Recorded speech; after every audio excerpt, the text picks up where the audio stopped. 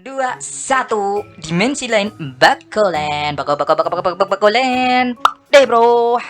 Jadi sekarang nih ada kesalahan nih. Gue udah record tadi, tapi ternyata suara gue nggak masuk. Lah kan, aduh, mau berkata kotor gue. Ya sudahlah. Sekarang kita lanjutkan dengan yang ada ini. Gue pakai rekaman gue yang tadi nih. Cepet kalau ngulang, bos. Jadi di sini gue akan melakukan sebuah pewarnaan ya, seperti biasa. Di sesi kedua, gue melakukan pewarnaan pada makhluk-makhluk ini. Aku takut. Itu tuh gue tulisin lain rajin tuh. Biar apa? Karena apa? Karena dia suka berangkat sekolahnya pagi-pagi banget, daripada yang lain. Anjay. Jadi gini bro, di sini kita sambil akan mewarnai dan gue juga bakalan banyak bacot. Nah, tentang sejarah apa itu Banaspati. Ini di versi keduanya ya. Jadi yang gue dapat, referensi yang gue dapat mengutip Claire Hall dalam buku Art in Indonesia Continuity and Change yang dikutip jurnal Universitas. Udah ya nak, ini kalau gue pengucapannya salah maklum lah ya. Gue kan ini nggak bisa bahasa Inggris, bos. Begitu. Sosok Banaspati yang biasa ditemukan di ambang pintu candi memiliki kesamaan dengan mitologi di India, Kirti Muka. Ada yang tahu nggak? Jadi kalau mirip-mirip ini, gue kan dulu pernah nih ngeband ya kan, arahnya ke situ anjir.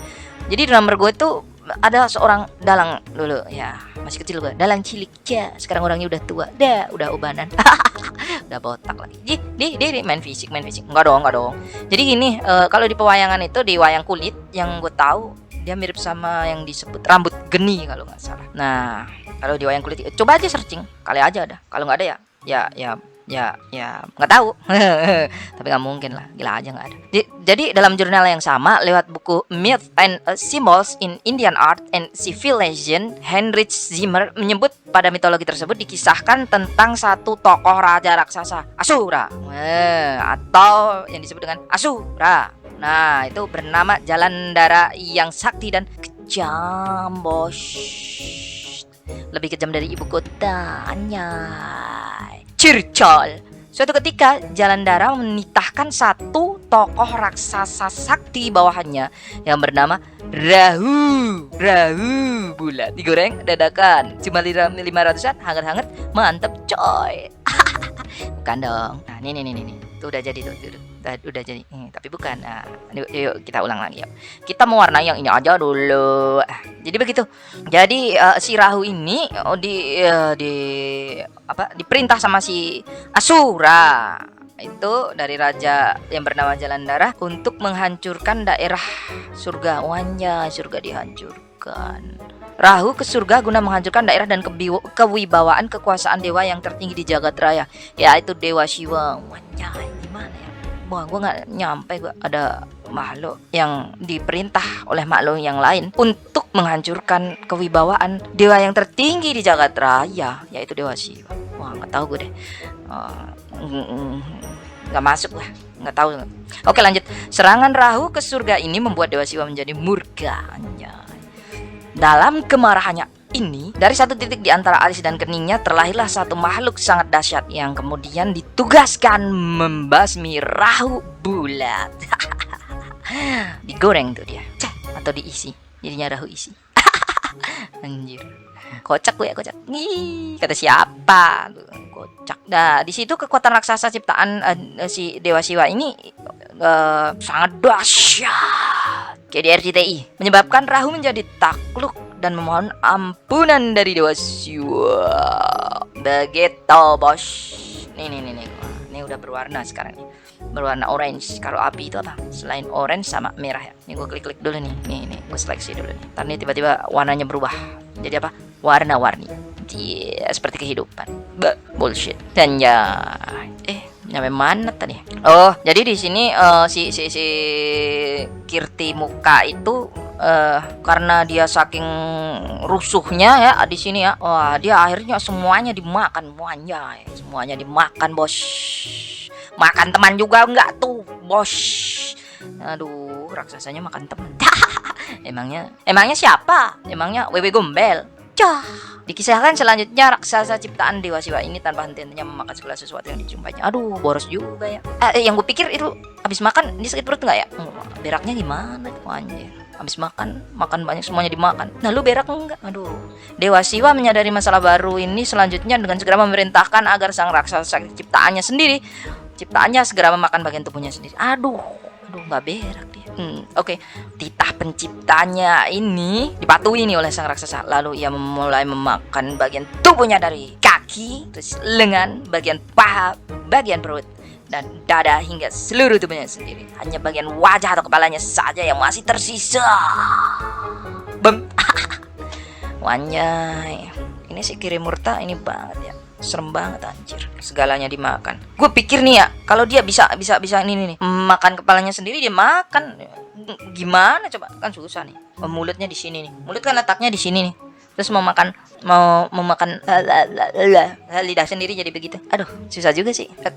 Nekennya tuh jadi yang kurang begitu, kurang hapcah. Nostalgia. Siapa yang pernah tahu apa itu hap ya? Udah yang diinget itu adalah mimpi buruk. Ya, jadi begitu bro. Nih di sini si Banaspati ini ternyata ada dua macam ya, dua jenis nih yang gue dapet nih secara referensinya. Yang satu itu tling, langsung jadi disaktikan gue. Tuh, jadi tuh, jadi kan. Jadi Banaspati ini ada dua macam nih. Yang satu tuh berbentuk manusia berbadan api. Dan yang satu lagi dia itu berbentuk kepala doang tuh, kayak si Kiri Murta itu. Ya mungkin tadinya bentuknya juga kayak gini nih, ada badannya begitu. Cuman karena disuruh makan dirinya sendiri ya badannya hilang, dimakan sendiri anjir. Pakai kecap nggak bos? Enggak lah, gila aja lu. Emangnya gue sosis bakar? Lah itu ada sosis bakar tuh nggak kelihatan aja tuh. Dih sembarangan. Masa ya gue makan sosis sendiri? Sedih amat. Hot. Ayo apa lu? Gak jelas anjir. Jadi ada dua versi nih. Nih yang satu tuh yang ini, yang mirip Ghost Rider. Nah, yang satunya ini nih, yang kepala doang yang Kiri Murta. Ini versi dimensi lain Bakolan ya. Jangan disamain sama versi apa namanya? Yang aslinya. Ini kan versi kita. Jadi keren kan? Kepedean lu. Kata siapa? Ke TM dong. Enggak dong. Ini kata gue doang sih. Sorry bos kalau ada yang bilang ini jelek ya. Ya emang jelek. Ya udah sih, terima aja. Ya gue terima dong. Jadi begitu bos. Bentar. Gue nyabut colokan dulu. Jadi ada dua versi tuh. Yang satu kepala doang, yang satu badan. Nah, katanya tuh kalau mereka bertemu sama orang di jalan, terus nih gue kurang gambar lidah nih. Ketika mereka ada orang ketemu di jalan terus dijilat sama mereka, mati nggak tuh orang? Ya mati lah, orang dijilat sama api. Gila aja lu nggak mati? Enggak sih, kebakar dulu. Bakar, kalau gosong ya mati, kalau nggak ya dibawa ke rumah sakit. Nah dulu ya belum lama sih, 7 tahun yang lalu mungkin ya. Gue tuh masih belum nemu tuh itu sebenarnya apa. Jadi kadang tuh gue tuh suka ngelihat di awan itu, bukan awan ya, di langit itu kayak semacam api tuh. Nah itu tuh, apakah itu yang disebut dengan Banaspati? Nah gue beberapa kali lihat tuh sama adik gue tuh kayak gitu. Wah, gue masih mengira gitu, jangan-jangan itu balon ini nih. Kan kalau di daerah kemarin tuh ada festival tuh di mana? Wonosobo di Dieng apa di mana? Jadi festival balon udara, balon gas gitu. Nah, gue pikir ya itu mungkin, gue nggak tahu nih, ini tebakan gue aja dulu, tebakan bodoh-bodoh gue gitu. Itu yang waktu kayak api gitu, itu tuh sebenarnya balon yang udah mau habis gasnya gitu, yang gue pikir dulu. Nah, tapi juga belum ketemu. Ya udah, kita sambung lagi nextnya di dimensi lain Bakolan. Oke, Bakolan.